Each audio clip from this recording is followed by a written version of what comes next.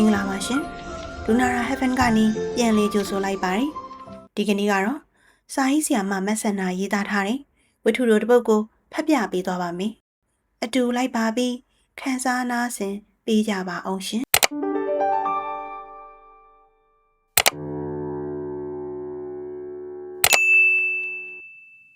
အစကတော့ပိန်ပိန်ဝါသွားပြီခုတော့ဝါသွားပြီနောက်ကဗရာများပြက်ပြဲကခက်မိန်မိန်ခက်မုံမုံဖြစ်နေတဲ့မှန်ရှိမှာမအေးမို့ရက်ပြီဆိုရင်ကိုအေးတောင်ခမထိုတချင်းကိုမဆိုပဲမနေနိုင်ထိုတချင်းတန်ကြရင်လဲမအေးညူကစိတ်မဆိုးပဲမနေနိုင်နှက်ခမ်းအစုံကဇက်ကနေစူးထွက်လာကစောင်းကနေမျက်စောင်းထိုးတတ်တယ်အညိုမားပါပြီကွယ်လင်းယူမိလို့အင်းရရီတစီလောက်တော့လိုချင်မာရီလိုချင်မာရီမအေးညိုကိုရေခေါ်ချိုးတမျိုးတော်ဝအောင်ကီတောင်တော့ကီတောင်မျက်စောင်းကိုမြင်လျက်နဲ့ဆက်၍စိုးနေနော်မအေးညိုကအော်တဲ့ကီတောင်ဆိုဒီမှာကိုအေးတောင်ကိုဆိုလိုရင်းဖြစ်ပြီးတယ်သူ့ယောက်ျားကိုသူကကိုရီမောင်မောင်နေမခေါ်တဲ့ကိုအေးတောင်ဟုပင်ခက်ယူးယူးခေါ်တယ်ထိုခက်ယူးယူးကိုမြန်မြန်ခေါ်လေတော့ကိုအေးတောင်ခမကီးတောင်ဘဝသူပြောင်းရရှာလေတော့တယ်ဟုတ်တယ်လေယူမိလို့ဒီလိုပုံစိုးကြီးဖြစ်လာတာကျုပ်အပြူတော့ကဆိုရင်ပိန်ပိန်လေးတွဲတွဲလေးလှလှပပလေးသိရလားမအေးညိုကသူဝါရသမျှအပြစ်တွေအားလုံးကိုအေးတောင်အပေါ်သို့ပုံချတတ်တယ်အေးဟုတ်တယ်ငါကမင်းတနေ့စားတယ်ထမင်း၄-၅တုပ်ထဲမှာဝါစည်းတွေထည့်ကျွေးနေတာပဲထားပါတော့ကို့ဘာသာကိုစားတာဘာဖြစ်လဲကျုပ်အပြိုဘဝတုန်းကဆိုရင်ဒီတက်တောင်စားသည်ဘယ်မှာဝလို့လဲကီးတောင်နဲ့ရမအေးထားပါတော့ကိုအေးတောင်ကသူ့ထက်10 နှစ်နီးပါးငယ်တဲ့ဇနီးလေးကိုအလျှော့ပေးကအညိုမားပါပြီကွယ်လင်းယူမိလို့ဆိုပြီးမပွင့်တပွင့်နဲ့ညီးပြန်လေတတ်တယ်မအေးညိုကလည်းဟုတ်တယ်လင်းယူမိလို့ဒီလိုပုံစိုးကြီးဖြစ်လာတာဆိုပြီးအနာယူပြောရင်စောင်းကနေထပြီးထွက်သွားတတ်တယ်ကိုအေးတောင်ကတော့ဘာမှမပြောကြောပြင်ပြအောင်မလိမ့်၍ပါသွားတယ်တင်ပါနှစ်ဖက်ကိုကြည့်ကတယောက်ထဲပြုံးနေတတ်လေတယ်ဟုတ်တော့လေဟုတ်တယ်လို့ပဲသူနဲ့ရပြီး၄-၅ နှစ်နောက်ပိုင်းကျမှမအေးညိုအလွန်ဝလာခြင်းဖြစ်လေတယ်အစတုန်းကတော့သူပြောသလိုပိန်ပိန်သေးသေးလေးဖြစ်တယ်မအေးညိုကမိဘမရှိပေအတော်နဲ့အတူနေရင်အတော်ရဲ့လုပ်ငန်းဖြစ်တဲ့ဇီးငံဈေးတုပ်လုပ်ငန်းကိုကူညီလုပ်ကင်နေတဲ့သူဖြစ်တယ်အောက်ခြေသိန်းလုပ်ကင်နေရတော့လဲလောက်ခတော့ရရှိသူမဟုတ်ဆွေမျိုးဆိုတော့လဲဆွေမျိုးဝတ္တရားနဲ့အညီထမင်းကျွေးပြီးအဝတ်ဟောင်းဆင်ထားရုံသာဖြစ်တယ်အစားမတဲ့မအေးညိုကလည်းထမင်းကြံကိုငရုတ်သီးမုံငံပြာရည်နဲ့ငဲကတနေ့ကို3-4တဲ့စားရင်ကြည်နဲ့နေလေတော့တယ်ဝါချိန်မတန်သေးသောကြောင့်လားဈေးသွားလိုက်ချက်လိုက်ပြုတ်လိုက်လှဲလိုက်ကျင်းလိုက်စားငံစီပြေးထုတ်လိုက်နေအလုတ်ပင်ပန်းသောကြောင့်လားတော့မသိထိုချိန်ထိုခါကမအေးညိုကပိန်ပိန်ကြစ်ကလေးဖြစ်တယ်အသားကလေးဖြူသောကြောင့်ငကြီးကြောင့်နဲ့နှိုင်မရတော့လဲငဖောင်ရိုးကြောက်ကလေးနဲ့တော့တူလှပြီးတော့တယ်တာရဲ့မင်းကိုတော့မအေးညိုကလေးနဲ့သဘောတူတယ်ကွ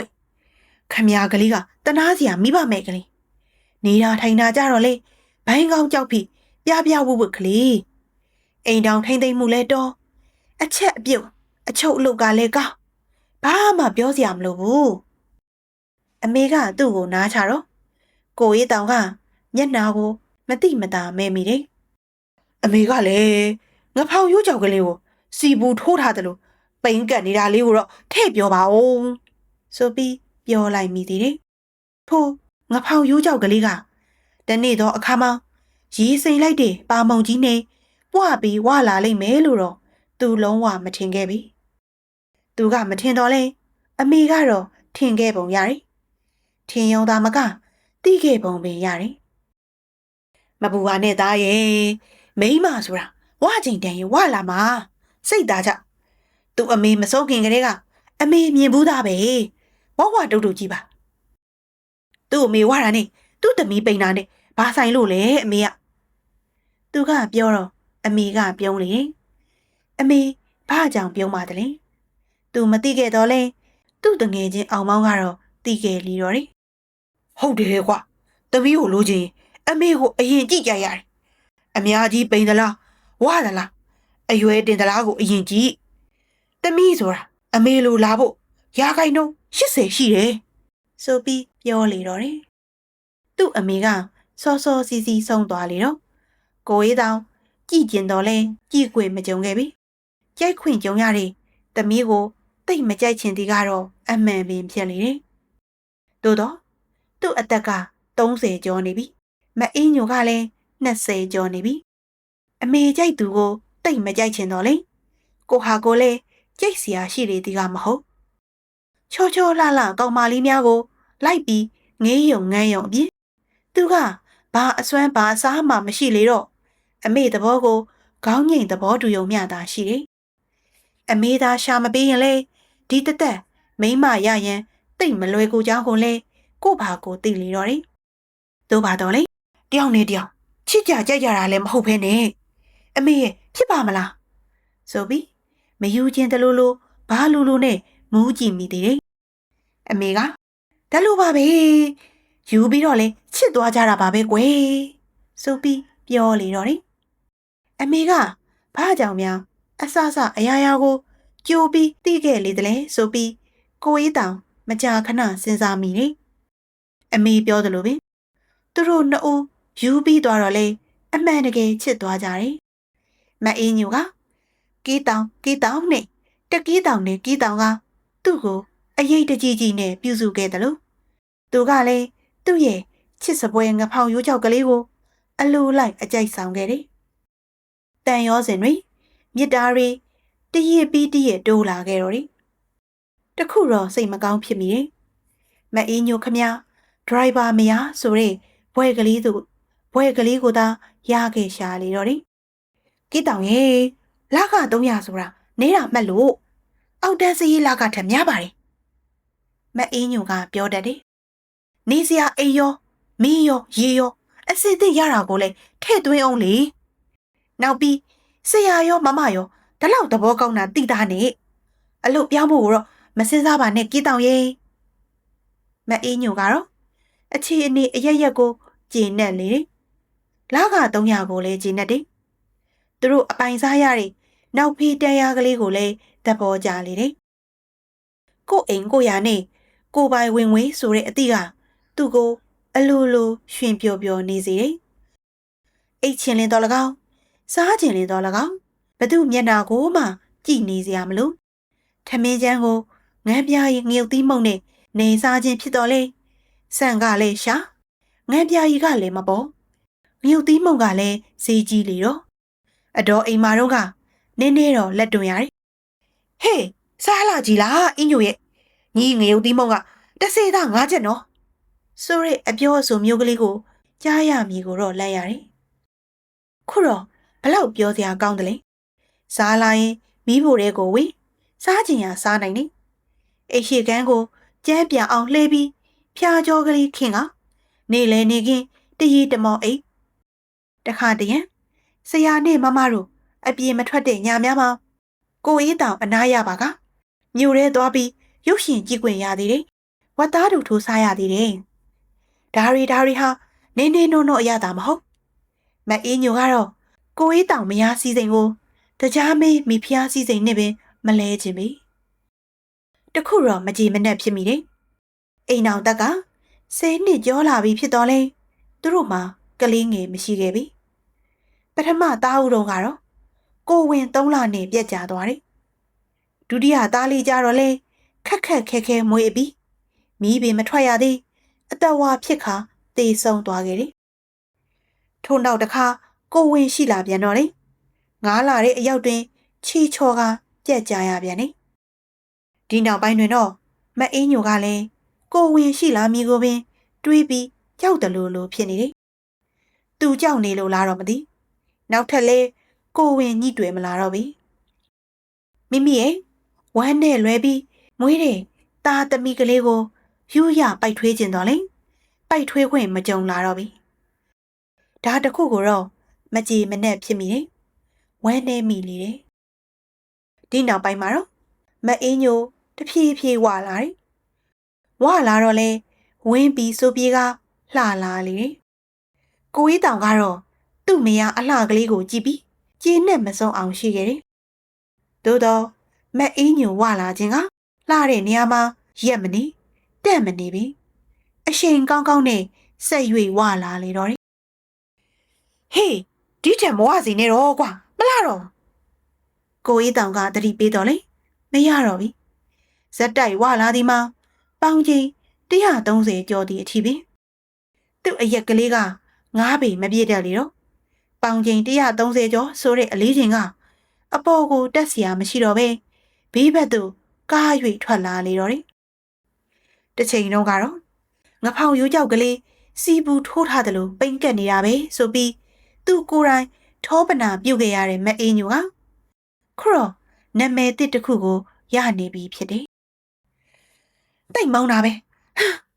ကိုကြည်သူရှင်မို့လို့သာငြိမ့်နေတာအဟုတ်မလို့တနေ့တုန်းကတော့မအေးညိုဒေါသဖြစ်လာတယ်အင်္ဂလိပ်ဘော်တို့ခြေတံပြင်းပြင်းနဲ့တက်လာတယ်ဟာကျန်းနေကြိုးကုန်မမယ်ဟာဖြည်းဖြည်းကြိုးကြိုးဘော်တော့မအေးညိုကနှက်ခမ်းဆူပြီးပြောတယ်သူများမှာနာမည်ရှိရတာနဲ့အလကားဖြစ်လို့ဖြစ်စီနှိမ်နှိမ်ချချဘာဖြစ်လို့တော့ဟာနေရလေမမေပေါ့မမဘာဖြစ်လို့အင်းညိုလို့ခေါ်နေကြပဲဟာခေါ်ပါလားဟမ်ခုတော့တတ်မဲ့နှိမ်ပြီးဘလို့ခေါ်လို့လဲရွှေလုံးနဲ့ဘာရွှေလုံးဟုတ်တယ်တမန်လုံးရွှေလုံးနဲ့ပဲခေါ်နေရပဲစိတ်ကိုတိုးနေရပဲကိုအေးတောင်ကဟီကနေရေလိုက်မိတယ်မြန်မာရုပ်ရှင်ကြည့်ဖို့သူတိုင်းရွှေလုံးကိုမသိသူရှိမည်မဟုတ်မျက်နှာလှလှကလေးနဲ့ရွှေလုံးကလေးဝါကြောင်းကိုလည်းမသိသူရှိမည်မထင်ရုပ်ရှင်တွေကရွှေလုံးလိုပင်ဖြူဖြူပုပုဝဝလုံးကလေးဖြစ်နေတဲ့သူ့ရဲ့ဇနီးတွေကိုအလိုက်ဖက်ဆုံးနာမည်ပေးလိုက်တဲ့ဆရာကတော်ရဲ့ဇဝနညံကိုလည်းသဘောကျသွားမိတယ်။ဘာအေးလဲရှင်ကြီးကမအေးညိုကမျက်စောင်းထိုးတယ်။သူများဝါတာကိုအမြဲခလုတ်တိုက်ချင်းနေရပဲ။သူကတော့ဝါမှကြောက်လွန်းလို့လေ့ကျင့်ငန်းလုပ်ရတာနဲ့ကျိုးခေါ်ရတာနဲ့ရေကူးရတာနဲ့အတ္တမာနကိုထိပါလာပြီဆိုတော့မအေးညိုကလည်းအလုတ်ရှင်တော်ဘာတော်ကိုထဲ့မတွက်ချင်တော့ပြီ။ဆရာကတော်ကတိတ်ပြီးသဘောကောင်းတာဆိုတဲ့တွေးနေကြအတွေးကလည်းပဲခေါင်းထဲမှာပျောက်ကွယ်သွားတယ်။ရခင်ကကောင်းခဲ့သမျှအားလုံးကလည်းရွှေလုံးတစ်ခွန်းနဲ့ပင်ကြေသွားပြီဖြစ်လို့မအေးညိုရဲ့နှကန်းကလည်းအပြင်ကိုစူးထွက်နေတော့တယ်။ဒါတော့ပင်ပန်းကြိုးစားနေရတာပိုက်ကြီးကအိုလို့ဖင်ကြီးကကောက်လို့သူကမှဒေါ်စင်ခင်ကြီး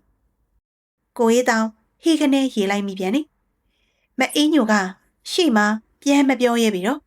ကွယ်ရကြမှာအတိုးချပြီးပြန်တွေ့တယ်ဆရာကတော်ကိုမထိုးရဲခဲ့တဲ့မျက်စောင်းကလည်းကိုရေးတောင်ပေါ်ကိုအညှိုးနဲ့စုပြုံကြရောက်လာတော့တယ်ဘာအကြီးလဲဟမ်မအေးညိုပြောလဲပြောစရာပဲဆရာဇနီးကအရက်မြင့်တဲ့အတွက်မအေးညိုလောက်လုံးမနေခြင်းဖြစ်တယ်ဒေါ်စိန်ခင်လောက်မဝတော့လဲဝတော့ဝလေသူကမအေးညိုလိုတိုက်ကြီးတဲ့ကိုအဝင်အထွက်သိမ့်မရှိသဖြင့်ဆရာကတော့ကျိုးခုံခြင်းလေ့ကျင့်ခန်းလုပ်ခြင်းများကိုတော့မမြင်ဘူးပဲသို့တော်လေရေကူးဝတ်စုံအနီနဲ့အဝါကြားကလေးဝတ်ပြီးရေကူးကန်တဲကတက်လာသည်ကိုတော့တခါကမြင်ဘူးတယ်ခန္ဓာကိုယ်မှာရှိတဲ့ရှိတိုက်တဲ့ကိုပိုးထွက်နေတဲ့အသားဆိုင်အသားခေးများကြောင့်ကြည်ရသည်မှာကလည်းမျက်စိပတာရတော့တိတ်မရှိလာပြီအသား9ပိတ်သားလောက်လှိထုတ်လိုက်ရရင်တော့အတော်လှမှာပဲဆိုပြီးသူကတွေးမိသေးတယ်ဆရာကတော်ကထောပတ်စားပြီးမအေးညိုကငပိရီစားတော့လေဝါကြသည်ကတော့အတူတူပင်ဖြစ်တယ်ထို့ပြင်ဝါသည်ဆိုပြီးပြောရင်လဲမကြိုက်ကြသည်ကလည်းအတူတူပင်သို့တော့တခုတော့မတူပိန်သည်မပိန်သည်ကိုအပါထားဆရာကတော်ကပိန်ရန်ကြိုးစားသေးတယ်ရေကူးဖို့ကျိုးခုံပေါ်ရသေးတယ် မအေးညိုကတော့လုံးဝမကြိုးစားသေးပြီအညိုရလေးကျင်ငယ်လုပ်တယ်ဆိုတာကောင်းတာပဲလှဖို့အတွက်ပြောတာမဟုတ်ပါဘူးမင်းပိန်ပိန်ဝဝငါကချစ်နေမှာပါဒါပေမဲ့ကျမ်းမာရေးအတွက်ပြောတာကိုကြီးတောင်ကလိမ္မာပါနဲ့စွာစီယုံနေလေးကျင်ငယ်လေးပါလေးလို့ကျိုးလေးပါလေးခုံပေါ့အညောင်းအညာအကျော်ချင်းပြေးတာပေါ့ဟုတ်ဘူးလားမအေးညိုကမလုပ်ပြီဟိုတခါတော့က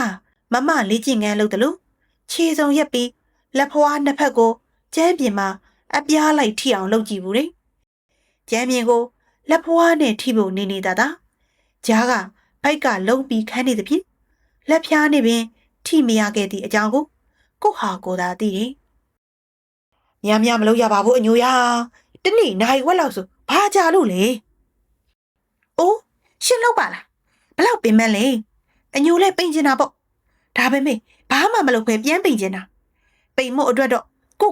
မငင်းစေနိုင်မောင်။မနှိမ့်ဆက်နိုင်ပါ။နောက်ပြီးတော့အစားလည်းမလျှော့နိုင်မောင်။မအေးညိုကပါဇက်ကနေခါတီးပြောရင်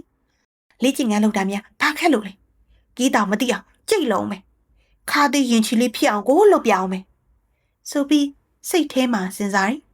။မအေးညိုရဲ့အတွေးကိုလှမ်းမမြင်အောင်မသိရလေတော့ကိုကြီးတောင်လဲစိတ်ညစ်သွားတယ်။ဒါလို့ဆိုအစားလေးနည်းနည်းလျှော့ပါလားကွာဆိုပြီးပြောလိုက်ချင်းတော့လေ။ဘာလဲကြီးတောင်အညိုစားတာကိုမတရာလို့လားဆိုပြီးမျက်ရည်ဆန်းဆန်းနဲ့မိတော်မီကိုကြိုတင်သိထားတော့ကြောင့်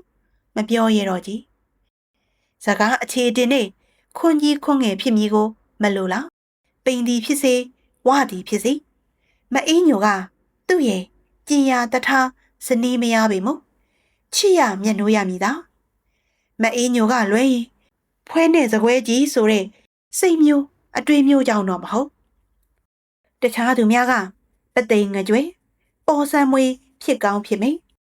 မအေးညိုကစကွဲလေးဖြစ်ကောင်းဖြစ်မိသို့တော်လည်းကိုမပိုင်နဲ့ပေါ်ဆံမွေထက်ကိုလက်ထဲကစကွဲလေးကိုပိုမိုတန်ဖိုးထားရမည်ကတော့ဦးအေးတောင်ရဲ့အဖိဓမ္မာပင်ဖြစ်လေတခုတော့ရေးစရာကောင်းနေမအေးညိုကသူ့ကိုယ်သူဝဒီကိုသိတော်လေသူအမှန်တကယ်ဒီလောက်ဝနေမှန်းကိုတော့သိပုံမရပြီလူဓမ္မတာအရာမိမိကိုမိမိတာထိုးဖေးမတွေးတတ်လေတော့ကြောင့်ဖြစ်မိထင်နေအမလီကြည့်ပါဦးဝါလိုက်တာနော်အညုတ်နှစ်ဆလောက်ရှိမယ်ကြေးတောင်ရဲ့သူ့လောက်ဝါသူများကိုတွေ့ပါကထို့သူပြောတတ်တယ်အဲ့ဒီမိမနဲ့အညိုနဲ့ဘသူပိုးဝမလဲဟင်သူ့လောက်မဝသူများကိုတွေ့ပါကလေထို့သူမေးတတ်တယ်ကိုရေးတောင်ဘလို့ဖြေရမလဲသူကလူရည်မလဲသေးတော့တစ်ခါနှစ်ခါအမှန်တိုင်းဖြေမိတယ်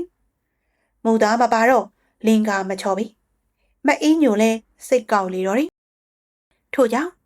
စကားကြီး6ခုနဲ့ကဟုတ်မယ်အကျိုးမရှိကြားသူမနစ်တဲ့စိုးရိမ်စကားကို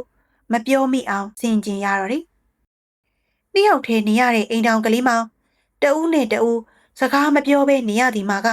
စိတ်ပင်ပန်းပွင်ကောင်းလာတယ်မအေးညိုစိတ်ကောက်ရင်ကိုရေးတောင်မနေတဲ့သို့တော့မအေးညိုမှန်ရှိမှရက်ပြီးဆိုရင်တော့ကြည်စားခြင်းနဲ့စိတ်ကိုတားဆီး၍မရနိုင်နှက်ခမ်းဆူတော့မယ်မျက်စောင်းထိုးတော့မယ်ကိုသိတော့လေဟိုတချင်းလေးကိုလည်းမဆိုပဲမနေနိုင်ကြီးအစကပိန်ဝါသွားပြီခုတော့ဝါသွားပြီအညိုမားပါပြီကွယ်လီယူမိလို့နောက်ဖေးတန်းရကတချင်းစံလေးတခါတရံလေးသိရင်တိုက်ပေါ်အထိရောက်လာတတ်တယ်ထိုတချင်းတန်ကြရင်ဥခင်မောင်စိန်ကသူ့ဇနီးခင်မကိုအလိုလှမ်းကြည့်မိတတ်တယ်မိန်းမတွေများအသက်ကလေးမှကြီးမယ်မကြံသေးဘူးဝလာတာကအရင်ပဲကိုဆိုပြီးတွေးမိတတ်တယ်ခင်မကတစ်ချိန်တုန်းကတော့တက်ကတူမှထင်ရှားတဲ့ကျေပွင့်ကလေးတစ်ပွင့်ဖြစ်တယ်အသားဖြူအရက်မြင့်နဲ့တွေ့ရလျရတဲ့ကိုဟန်ကလေးကမိန်းကလေးအများစုထဲမှာထူးခြားပေါ်လွင်နေတတ်တယ်သူ့ရဲ့မျက်တောင်ကော့ကလေးဒီ၎င်းမျက်လုံးတောက်လေးဒီ၎င်းနာရန်စင်းနဲ့နှက်ခမ်းဖူးကလေးဒီ၎င်းပါးပြင်ပေါ်ကမဲ့နှက်ကလေးဒီ၎င်းကျောင်းသားများအတွက်ကိုးကွယ်စရာအလှတရားများဖြစ်လေတယ်ထို့အလှတရားများရဲ့ဖန်ဆာမှုကြောင့်သူလဲ ခင်မမရဲ့အချစ်ကိုရရင်အဖေနဲ့အမေရဲ့အကူအညီကိုယူခဲ့ရလေတယ်။သိန်း30လောက်ချမ်းသာတဲ့မိုးကုတ်တထေးသားဆိုတော့လေခင်မမရဲ့အမေကသမီးထဲအရက်ကလေးကနည်းနည်းပူပေမဲ့မတိတာပါဘူးကွယ်။တက်လုံးချမ်းချမ်းသာသာနေရမှာစိတ်ကူးမလွဲစမ်းပါနဲ့ဆိုပြီးသူ့သမီးကိုနားချခဲ့ပုံရလေတယ်။ခုတော့လေသူ့ကိုဖန်ဆာညှို့ငင်ခဲ့တဲ့အလှတရားများရဲ့နောက်ွယ်မှာမေးမိန်ဖြော့တော့ပြီးအင်အားနေပါကုန်ကြပြီ။တကြားမစားရဘူးဆိုလို့ကော်ဖီကိုတကြားမထည့်ပဲတောက်နေရတာကလည်းကြားလာပြီ။ထမင်းလေမနှက်ပိုင်းတစ်နှက်ပဲစားတာကိုတီးသားပဲ။လေးကျင်ငန်းလည်းလှုပ်သားနဲ့ခင်မမကညီးတယ်တဲ့။ကော်ဖီကိုတကြားမထည့်ပဲတောက်ပေမဲ့ပါမုံစားတော့ထောဘက်ထူထူတုတ်တာကိုလည်းပြုံးမှာပေါ့ခင်မရဲ့ဒါကတော့ထောဘက်ပပလေးဆိုစားလို့မှမကောင်းတာညနေပိုင်းထမင်းသာမစားဘူးဆိုရင်ခောက်ဆွဲစားလိုက်လက်တုပ်စားလိုက်ကြေးအိုးပြုတ်တောက်လိုက်လုပ်နေတာကောင်အိုးဒါကတော့စားတာကိုအမြဲတမ်းလည်းမဟုတ်ပါဘူးကိုရခင်မမကမျက်တောင်လေးပုတ်ခတ်နဲ့ပြောတယ်အစီဘူးအသားပုံများကခန္ဓာရဲ့အရှိဘက်အပေါ်ပိုင်းနဲ့အနောက်ဘက်အောက်ပိုင်းမှာအများဆုံးစုနေပြီ။နားငယ်ပုံဖြစ်ချင်လာတယ်။သို့တော့မျက်နှာကလေးကတော့လှမြဲပြီ။ပါးပြည့်ကလေးများကဖောင်းလာတော့လေမေးကတော့နှစ်ထပ်ဖြစ်ချင်လာသေးတယ်။ဦးခေါင်းပိုင်းမှာတော့ခန္ဓာကိုယ်ပိုင်းလောက်အဝတရားမကြည့်ဆိုသေးပြီ။ထို့ကြောင့်လေခင်မမကကိုလုံးပေါ်မှန်ရှိမှတိတ်မြဲပြီ။ကိုယ်တစ်ပိုင်းပေါ်မှန်တွင်သာကြာထိုင်ပြစ်လေလာတော့မသိအင်းရရေးတစီလောက်တော့လိုချင်မာရီမအင်းညိုကိုရေခေါ်ချို့တမျိုးတော်ဝအောင်အင်းညိုလှအောင်ကိုရေးတောင်ရဲ့အတန်ကလွင့်ပြန်၍တက်လာပြန်လေတယ်ဒီတခါတော့ခင်မမကသူ့ကိုများစောင်းဆိုနေသလားလို့ထင်မိတယ်ထင်မိသည်နဲ့တစ်ဆက်တည်းမှာပဲငါကအင်းညိုလောက်ဝနေရမှာမဟုတ်ဖေအင်းညိုကသာဝပြီးလုံးနေတာဆိုပြီးတွေးမိလေတယ်ခုတလောဘာဖြစ်နေလဲမသိအင်းညိုကိုကြည့်ရင်ရွှေလုံးဆိုပြီးခေါ်ခြင်းနေမိတယ်ဖြူပူဝလုံးကလေးမို့ရွှေလုံးနဲ့လဲတကယ်ပင်တူလေတယ်ဒီနေ့မနေ့တော့ရှာရရှိသည်နေခေါ်နေကြအင်းညိုလို့မခေါ်ပဲရွှေလုံးဆိုပြီးခေါ်ကောင်းနဲ့သာခေါ်ခိုင်းမိတော့တယ်ရွှေလုံးအေးမအင်းညိုကတော့ကြိုက်ပုံမရဘာမှပြန်မပြောတော့လဲမျက်နှာကတော့ခက်ပြက်ပြီခင်မနဲ့အင်းညိုကြည့်ရတာဘယ်သူပိုးဝမလဲကိုခင်မကမေး Times Magazine ဖတ်နေတဲ့ဦးခင်မောင်စိန်ဟာမှန်တယ်ကတဆင့်မြင်နေရတဲ့ခင်မရဲ့ရုပ်သွင်းကိုလှမ်းကြည့်လိုက်တယ်အင်းညိုကရွှေလုံးနဲ့မတူဘူးလားယင်ဝလုံးကလေးဖြစ်နေတာခင်မကစကားခေါ်တယ်ပြန်ရင်ဒီကတော့လူတဘာဝမို့တား၍မရပြီဒနာပြိုင်ပညာပြိုင်အလှပြိုင်ဘာပဲပြိုင်ဘသူနဲ့ပဲပြိုင်ခင်မကနိုင်ခဲ့သည်သာဖြစ်တယ်ခုတော့ဓာတွေကိုပြိုင်မှုစိတ်မဝင်စားတော့ကယ်လိုရီနဲ့အောနေရတဲ့အသက်အရွယ်ပိုင်းကိုရောက်နေပြီဖြစ်လို့အဝပြိုင်ဖို့သာရှိတော့တယ်ပြိုင်စရာကလည်းလောလောဆယ်နီနာဆို၍မအင်းညိုတယောက်သားရှိတော့လေမအင်းညိုနဲ့သာပြိုင်ရပြီတော့မင်းသူ့ကိုခင်မကဒီနေ့မနေ့ရွှေလုံးလို့ခေါ်လိုက်တာသိမကြည့်ဘူးထင်တယ်ရွှေလုံးဟုတ်တယ်ရွှေလုံးလိုပဲဝလုံးလေးမို့လေသူအောင်မင်းကိုပြန်ခေါ်မသွားဘူးလားဘာခွာမှလဲဒေါ်စိန်ကလို့လေဘာခင်မကမျက်လုံးပြူပြီးအော်တယ်ဦးခင်မောင်စိန်ကရီတယ်ကိုကခင်မောင်ဒီလိုတောင်ပြောနေပါဟုတ်လားဟုတ်တာပြောရင်စိတ်မဆိုးရဘူးမိမရအရင်တော့ကတော့ခင်တန်းတို့ထပ်တောင်လှသေးတယ်ဆိုအေးဟုတ်တယ်ကိုဝတ္ထုရေးတယ်ရင်အရင်တော့ကတော့ခင်တန်းတို့ခုတော့ဒေါ်ခင်စိန်ဆိုပြီးဝတ္ထုတစ်ပုဒ်ရေးမလားလို့ရုပ်ရှင်ရိုက်ဖြစ်ရင်လဲပထမပိုင်းမှာခင်တန်းတို့နဲ့ရိုက်အသက်ကြီးပိုင်းမှာဒေါ်စိန်ခင်နဲ့ရိုက်ဘလောက်ကကိုနော်ခင်မအတန်တုံးလာတယ်ဦးခင်မောင်စိန်ကိုထုရိုက်ကုတ်ဖဲ့လှုပ်ပြချင်လိုက်တဲ့ဒေါသရဲ့နောက်ွယ်မှာတော့သူအသက်တွေ့နေပြီထင်တယ်ဆိုတဲ့တောကထက်ချက်လိုက်ပါလာလေတော့တယ် တောကလိုက်လာတော့လေရှိကဒေါသကိုစွတ်အတင်းဖိပြီးဝမ်းထဲကိုမျိုးချလိုက်ရတယ်။သူနောက်တစ်ယောက်များထက်ယူလေအောင်မလားဆိုတဲ့စိုးရိမ်စိတ်ကခင်မမကိုဖိစီးခဲ့သည်ကတော့ကြာပြီ။သားသမီးတန်ရောစင်ဆိုတာယောက်ျားကိုခြိတိုင်းမှာမြင်းအောင်တုပ်ဖို့အကောင်းဆုံးကြိုးပဲသမီးရဲ့ဆိုပြီးမိခင်ကြီးကတင်ကြားပို့ချခဲ့တော့လေသူကတော့သားတယောက်သမီးတယောက်ကိုမှမမွေးနိုင်ခဲ့ပြီဆရာဝန်ပြဆိုလို့ပြတအိမ်ချစ်ဆိုလို့ချစ်စီစားဆိုပြီးစားခဲ့ပေမဲ့လို့ကုသိုလ်ကံနေခဲ့တယ်စိန်ရွှေငွေဗဒမြယရနာအစအစပြည်စုံတော်လဲသားသမီးယရနာကိုတော့ယနေ့အထိမရရှိခဲ့ပြီရရှိရန်လည်းမလွယ်တော့သူ့အသက်ကလည်း40ကျော်ခဲ့ပြီသွေးဆုံနောက်ကြတဲ့အမျိုးမို့40ကျော်မှကံပေါ်ပြီးရင်သွေးရတနာရကျင်ရအောင်မှာပေါ့ဆိုတဲ့မျောလင့်ချက်ကလေးထားရှိမိတော့လေအားကတော့တိတ်မရှိလာပြီ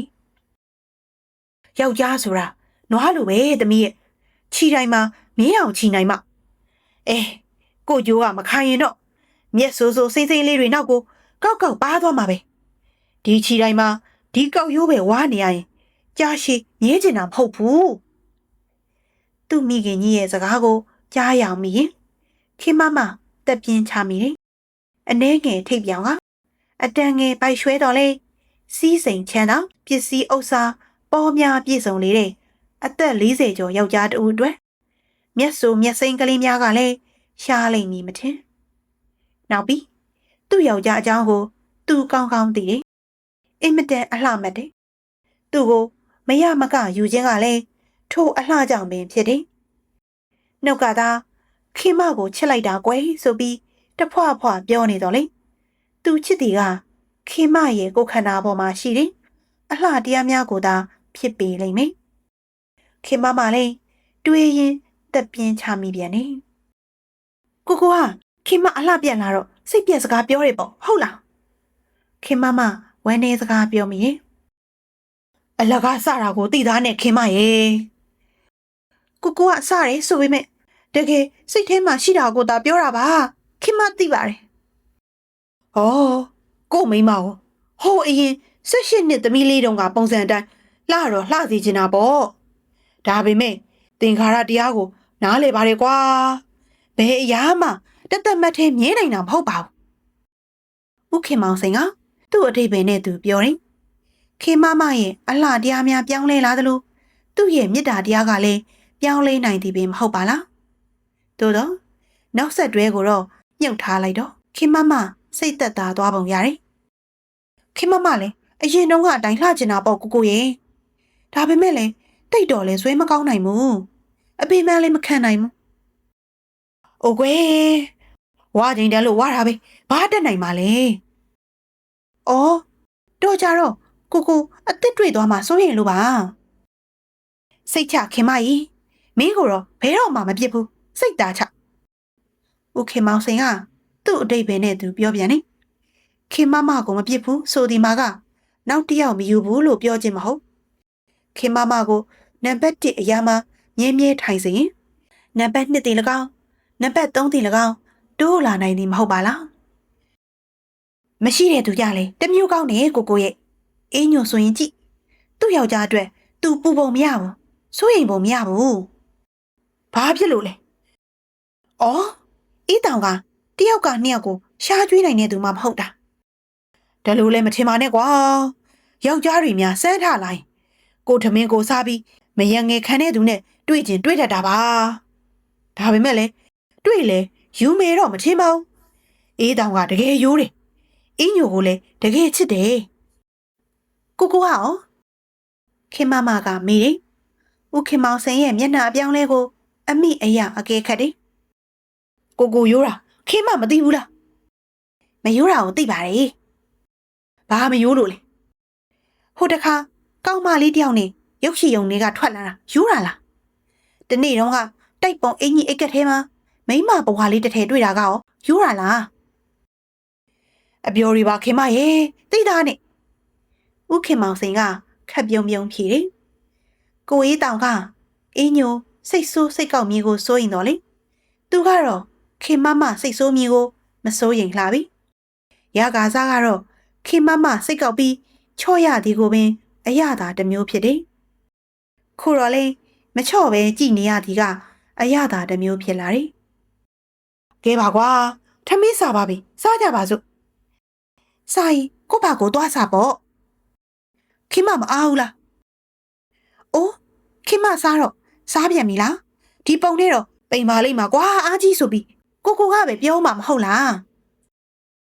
ကဲပါကွာမပြောပါဘူးကိုယောက်ျားတခါတလေအိမ်မှာစားတာဘေးကလိုက်ပြီးငါးကြော်အယိုးကလေးပါလေးနှွှင်းပေးပါဦးဦးခမောင်စင်ကလက်ထဲက Times Magazine ကိုအိယာပေါ်သို့ချလိုက်ခါနေရာမှထားလာတယ်မနေ့တုန်းကညနေစာကိုဝီတက်တို့နဲ့အတူစားခဲ့တာကိုသတိရလာတယ်ဝီတက်ကသူ့ကိုငါအယိုးနှွှန်ပေးခဲ့တယ်ထမင်းစားပြီးတော့လဲလိမ္မော်သီးစိတ်ကလေးတွေကိုအကျော်တင်ပြီးအခွန်နှွားကပါဇက်ထဲအရောက်ခွန်ပေးခဲ့တယ်သူကလိမ္မော်သီးမွှာလေးနဲ့အတူဝီတက်ရဲ့လက်ဖောင်းဖောင်းကလေးကိုပါရောပြီးခပ်ဖွားဖွားကြိုက်ခါကြည်စားခဲ့ရသေးတယ်ဝီတက်ယုံတော့လက်ဖွားကလေးကိုစုပ်ကိုင်းကတကိုယ်လုံးသူ့ဘက်ကိုရိမ့်လာအောင်ဆွဲယူလိုက်တယ်ကိုဟမ်ဝေသက်ဟုတ်တော့သူ့ဘေးကခင်မကအလန့်တကြားအော်တယ်မြတ်စွာဘုရားဘယ်ရဝေသက်လဲကိုဘာပြောပြီလို့လဲခွေပြောတယ်လीခင်မခေါ်တော့ဝေသက်တဲ့ဝေသက်ဆိုတော့ဝတ်ဒီနဲ့တူပါတယ်ကွာဒီနေ့ဝတ်သားရဲ့လားဦးခမောင်စင်ကသူ့ကိုယ်သူရည်ချင်းနေတယ်ဘလို့များဒီစီးမရှိလေတဲ့ပါဇက်က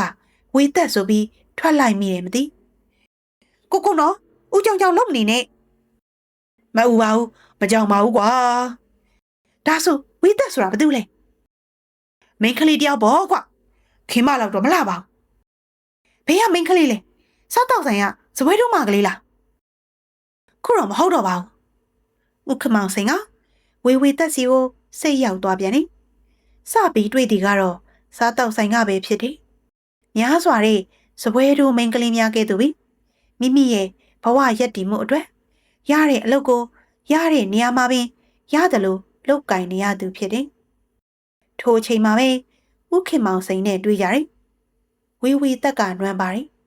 ဦးခင်မောင်စိန်ကချမ်းသာတယ်ဝီတက်ကငွေကြေးလိုအပ်နေတယ်ဦးခင်မောင်စိန်က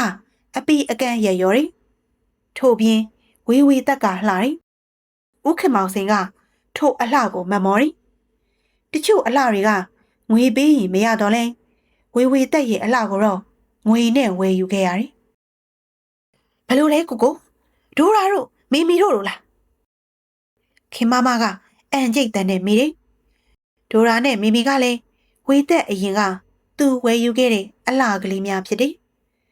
သူဝယ်သည်လို့ဆိုပေမဲ့လည်းတဦးတည်းပိုင်ဝယ်သည်မဟုတ်ပျော်လို့တဲ့ခဏရင်းအချိန်ပိုင်းနဲ့ဝယ်ယူခဲ့သူများဖြစ်တယ်ဒီနှစ်ယောက်ကတော့သူတို့အတိုင်းဝိုင်းမှာထင်ရှားလေတော့ခင်မလည်းသိသွားခဲ့တယ်တရက်နှစ်ရက်လောက်စိတ်ကောက်တော့လေနောက်တော့ဘာမှမပြောတော့ဘူးအချိန်ပိုင်းကလေးများရှိနေရင်အချိန်ပြည့်တယောက်ယောက်ခန့်ထားရင်စိတ်ကူးတော့မီမဟုတ်ဆိုပြီးသဘောပေါက်သွားပုံရတယ်မနိုင်တော့လေတီးခံရုံအပြင်ဘာမှမတတ်နိုင်ခဲ့ပြီဟမ်ဒိုရာတို့လိုလားလို့ဆိုမှခင်မကထပ်မေးပြန်နေဦးခင်မောင်စိန်ခေါင်းကုန်မိတယ်ဘလို့ပြန်ဖြေရမယ်မသိအစတုန်းကတော့ဒိုရာတို့လိုပင်သဘောထားမိသည်ကအမှန်သို့တော့ဝေတက်ကဒိုရာတို့လောက်ငွေစကားမပြောထို့ပြင်ဒိုရာတို့လိုခန္ဓာကိုယ်ကိုရောင်းသူမဟုတ်ငွေကြီးလိုအပ်နေချိန်မှာငွေကြီးကိုပုံပေးသူနဲ့တွေ့လို့မျက်စိမိတ်လက်ခံလိုက်ပုံရတယ်တခြားသူများနဲ့လည်းအရှုပ်အရှင်းမကြရကဲလာပါခင်မရေထမင်းစားရအောင်ဆိုအိုးမစားဘူးဘာစကားလွှဲရလဲပြောဘာပြောရမှာလဲဝိသက်ဆိုတာဘာတူလဲကောင်းမလေးတယောက်ပါဆိုမှသူ့ကိုကဘလို့သဘောထားနေလဲဘလို့မှသဘောမထားပါဘူးခင်မကလည်းကိုကြောင့်သိတာနေအပြောပေါ့ကွာအပြောဆိုတာပြောပြီးရင်မေးရတယ်သိရလားခို့ဘသူကတတိယနေလို့လဲတတိမြိုင်ဝေသက်လို့ဒီပါဇက်ကထွက်လာပါမလားပြောပါအေး ဒါလည်းဟုတ်တာပဲဘာဟုတ်တာလဲခုနကခေမပြောတာလေဘာလဲ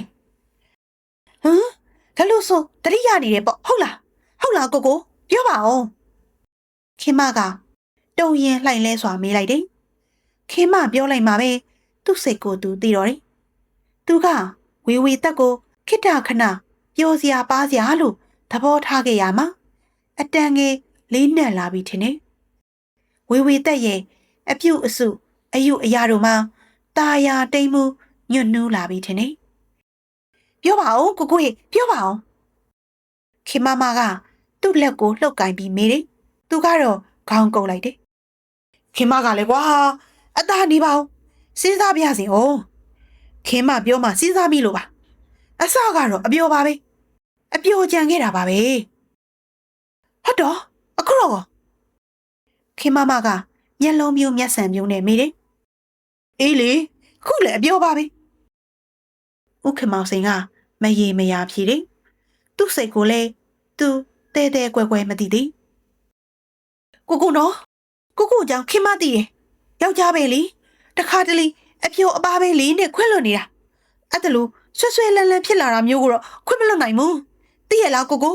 မယငင်မထားနဲ့ဟာဒီခေတ်မှာမယငင်မရှိဘူးဟာမရပြိုင်တဲ့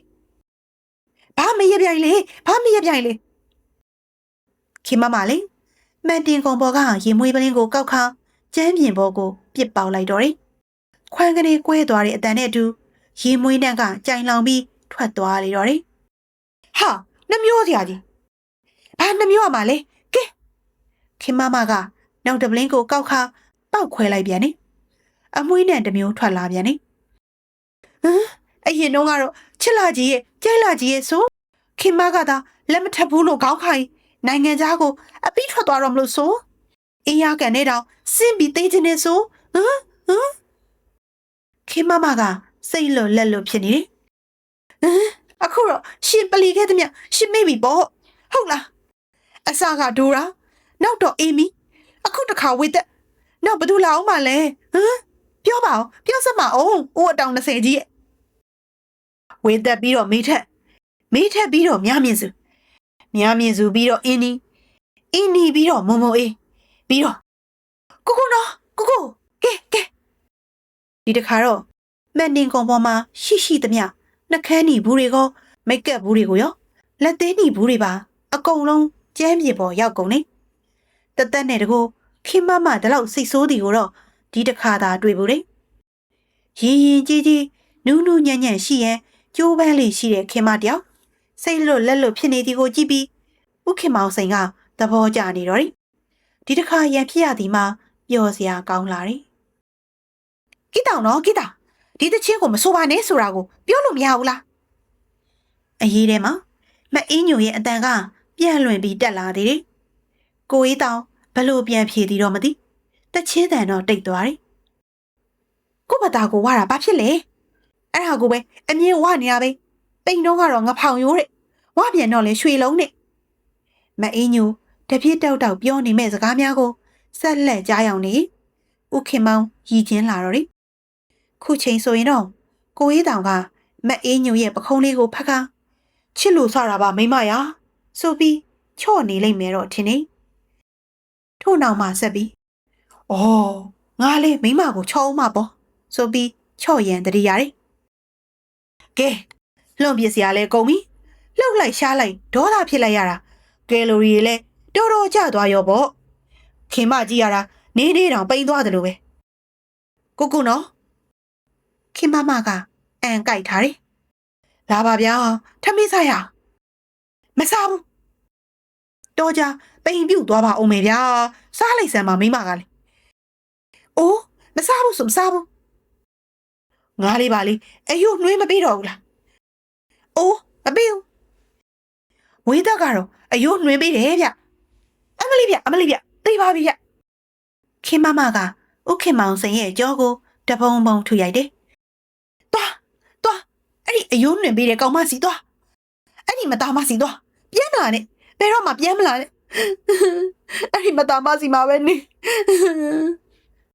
ခင်မကအားရအောင်ထုရိုက်ပြီးချုံပွဲချငိုလေတော့တယ် ဦးခင်မောင်စိန်ဘလို့မှချော်မရတော့ပြီခင်မကလည်းကွာကိုစားတာသိရတာနဲ့ထထမင်းစားကြမယ်ထမင်းမစားခြင်း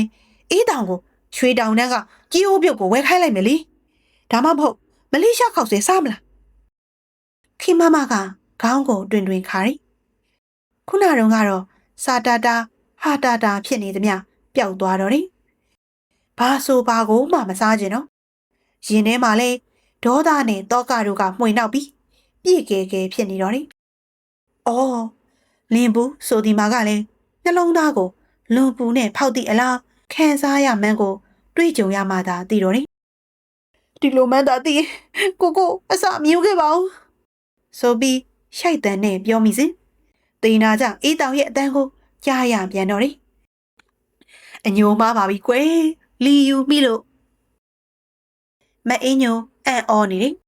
တော်ကိုအံ့ဩနေတယ်မမတယောက်ဘလို့လုပ်ပြီးတလောက်မြန်ပိန်အောင်လေ့ကျင့်လိုက်လေတယ်မသိ2 လ 3 လအတော်အတွင်းမှာကိုရီစစ်သွားတယ်ဘိုက်ခေါက်ထူကြီးပျောက်သွားတယ်သူမှာတော့ကိုဝေးတောင်အလစ်မှာယူလိုက်ရတယ်လေ့ကျင့်ငန်းနီးစနစ်မှန်ကန်လာတော့တေချာမသိမမလှုပ်တာရီမြင်ပိုးသမျှကုန်းလိုက်ကွာလိုက်ထိုင်လိုက်ထားလိုက်နဲ့လိုက်၍လှုပ်တီမှာလဲချွေးတီပင်ကြာခဲ့တယ်အကျော်အချင်းတွေတောင့်တင်းကိုလက်တွေနာကျင်ကြိုက်ခဲခြင်းကသာအဖက်တင်နေရွှေလုံးကရွှေလုံးပြီခုတော့မမကိုကြည်စမ်းပိန်သွားလှသွားလိုက်ဒီမှာအားကြစရာမမအေးညိုကတနခါသွေးရင်မရေတရေခေါ်တယ်မမအရင်လာတယ်နော်ဟုတ်လားဘယ်လိုလုပ်လဲခင်မဘာမှပြန်မပြောဘဲအင်းညိုကိုသာငေးကြည့်မိတော့တယ်ကျမလည်းပိန်ကျင်လိုက်တာလေးချင်ကန်လည်းလောက်တာပဲမမရဲ့အစားလေးလျှော့ပါတယ်ဒါပေမဲ့ကြည့်ပါဦးဘိုက်ကြီးကလည်းပူးလို့အင်းညိုရဲ့စကားကိုကြားတော့ခင်မပြုံးမိတယ်ဘိုက်ခေါက်မထူးချင်းနှစ်အေးတောင်ကိုနောက်မိမတယောက်လောက်ရှားယူခိုင်းကြည့်ပါလားလို့ပြောလိုက်ခြင်းနဲ့စိတ်ပေါက်လာတယ်လင်းဘူးဆိုဒီမှာရင်ကိုတကယ်ပူစေသည်မို့ထူးခြားအစားလျှော့စရာမလိုပဲမစားနိုင်မတော့နိုင်ဖြစ်ခဲ့ရသည်ကိုတော့ကို့အကြောင်းကိုသာသိတော့တယ်အပြိုအပြက်တွေတော့ကမကြိုက်တော့လေခွင့်လို့ရခဲ့သေးတယ်ပြီးပျောက်တွေဆိုတော့ကိုနဲ့လည်းထိတ်တိုက်ရှင်းလာနိုင်စရာအကြောင်းရင်းမရှိခုတော့ပေါ်လာပြီဝေသက်ဆိုရဲမိန်းမခင်မသာစောစီစီအိမ်အောင်ကြပြီးစောစီစီကလေးမွေးပြစ်တယ်ဆိုရင်သမီးဦးကဝေသက်နဲ့ရွယ်တူလောက်ပဲရှိလိမ့်မယ်ထင်တယ်သမီးအရွယ်နဲ့အမေအရွယ်ရှင်ကြစတဲ့ဆိုရင်တော့သူ့ဘက်ကအစားအရာရာရှုံးနေပြီးသားဖြစ်တယ်ဒီကြားရင်သူကသားသမီးရေရနာမထွန်းကားခဲ့သည်ကတော့ပို၍ခက်တယ်လွန်ခဲ့တဲ့10 ရက်လောက်ကတော့ဝေသက်မှာကိုဝင်ရှိနေပြီဆိုပြီးဥခင်မောင်စိန်ကပြောတယ်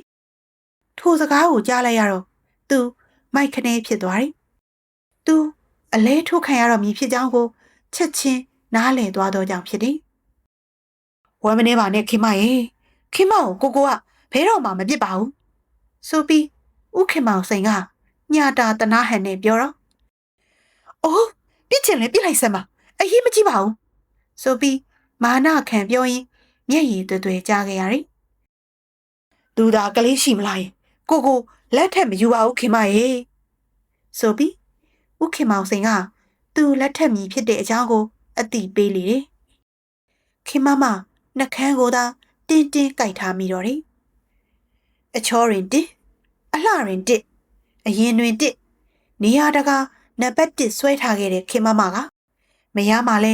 နံပါတ်1ပါလားလို့တွေးမိပြီးအတော်အသေးနာမိတယ်ကျမလည်းပိန်ကျင်လိုက်တာခုတော့အခောက်ကထူးဘိုက်ကပူနေရင်မပူရလို့ဘိုက်ပူတာအင်းညွန့်ရဲ့နင်းသားရင်ပူရင်ဘိုက်ပူတော့မှမဟုတ်ပါဘူးခင်မကခက်တိုးပြောကခြာကနေလှည့်ထွက်သွားတယ်မအင်းညိုကတော့ဗစက်ကလေးအဟောင်းသားနဲ့ပဲငေး၍ကြံခဲ့တယ်ဘာပြောသွားမှမသိအင်းညိုရဲ့နေဟာလီလဲပုံလဲပန်းနေအတော်ကိုအသုံးမကြတာဒေါ်ဆိုးကသူ့လက်ထဲကပကန်းကိုအမှတ်တမဲ့စောင့်ချမိရင်ခက်ကြိတ်ပြောတယ်ဆရာနဲ့ဆရာမလေးနဲ့အစင်မပြေတာနေပါတော့ရိပ်မိဖို့ကောင်းပါတယ်ဟုတ်တော့ဒေါ်လေးဆိုမပြောရင် ကျမဘလို့လို့သိမှာလဲမနဲ့လားငရုတ်သီးထောင်ပကံစီးပြီးကျမပြန်လာပဲဟာဒီအိမ်မှာအကြာကြီးနေတာမှမဟုတ်တာအရင်တုန်းကတော့ခက်ကြကြနေသေးတော့လေအခု3လပိုင်းလောက်မှာတော့မအေးညိုကကြာမနေလှုပ်ရှားရှိသေးကိုမြန်ထက်လှုပ်ပြီးမြန်ပင်ပြန်ပြေးတတ်တယ်ကိုရေးတောင်အလစ်မှာသူကလေ့ကျင့်ငန်းလုပ်ရသေးတယ်မဟုတ်ပါလားနေဘသူ့ဟိုမှတော့မပြောနဲ့ဟဲ့ခုတလောဆရာချေမငိန်လို့မမလေးစိတ်ဆင်းရဲနေရတာဆရာအရင်အောင်ငိန်လို့လားတော့ဆွဲနေပါတော့အပြောပါရှိတာပဲမဟုတ်လားအခုဟာကအရင်ဟာရီလို့နေပါမဟုတ်ဘူးဟဲ့ထူးခြားဒေါ်ဆိုးကရီရီဆိုးနေတဲ့လက်နှစ်ဖက်ကိုတင်ပါနှစ်ဖက်မှာပုတ်တယ်အင်းညိုနာကက်ခါတူပြောလိုက်တယ်ကောင်းပါလိပိုက်ထဲမှာခလေးရှိနေပြီတဲ့ဆရာကဒါကြောင့်ရုံးတက်ပြီးလက်ထပ်ယူလိုက်တယ်ဟုတ်တော့မအင်းညိုလေးညက်လုံးဝိုင်းသွားတော့တယ်မမလေးခမဟဲ့မပြတ်တာအလှပြင်းပြီးပြုံးနေရတာရင်နဲ့ဘလောက်ပူးနေရှာမလဲဒါကြောင့်ပိန်းသွားတာပေါ့ထမင်းလေးမစားနိုင်ဘူးဟုတ်တော့အဲ့ဒါကိုနင်က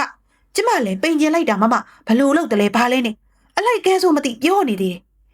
ပိန်ကျင်ရင်နေ့ယောက်ျားကိုအကူကြီးတောင်းပေါ့မရပြန်လေးတယောက်လောက်ကောက်ယူစမ်းပါလို့အင်းညိုလေးခေါင်းကြီးသွားတော့တယ်ဒလိုနီးနဲ့တော့မပိန်ပြစေရနဲ့တော့ဆိုရဲ့တက်လုံးပဲရွှေလုံးနာမည်တွင်ချင်းလဲတွင်ပါစေတော့ဆိုပြီးအတန်ကလေးပြောနေပြောမိတယ်နောက်ဖက်ကဗရာများပြက်ပြဲကခက်မိန်ခက်မုံဖြစ်နေတဲ့မှန်ရှိမောင်းအင်းညိုရက်မိပြန်တယ်ကိုကြီးတောင်ကလည်းတချင်းဆိုမိပြန်တယ်အစကပိန်